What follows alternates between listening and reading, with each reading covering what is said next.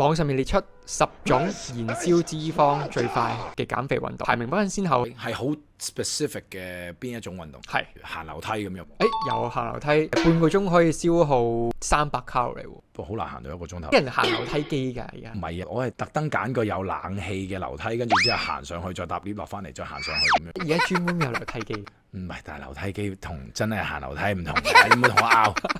簡單啲跑步啊，一定有啦，大路嘢，半個鐘已經可以消耗到250至350。係 baseball 好快喎。咁頻能啦，係咯。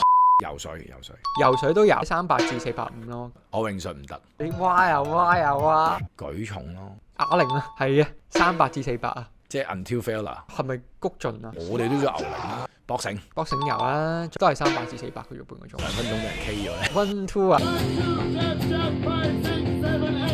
hit 係咯 hit 咯，半個鐘燒到500喎，佢話。都得嘅，睇下你教練邊個。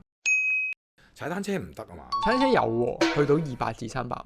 蛙艇。呢個 list 冇喎蛙艇。咁蛙艇我要真係做機。剩翻嗰啲都係啲靜態嘢。靜態嘢可以燒卡路里。阿拉提斯啲 friend 喎。瑜伽。係啊，30分鐘可以燒到100卡喎。另外一個 friend 空中瑜伽，要擦2個，呢個都辛苦喎，呢個。半個鐘可以燒到200咯。爭1倍喎。可能真係要嗰個平衡，仲有一個。翻工。打拳一定要做。跳繩嘅。係啊，跳繩就400啊。即係我嗰陣時跳足一套 TVB 劇集。我都覺得跳繩好青春啊！而家諗翻起晒，不過咧有少少偏頗，但係都 OK，good list。good list。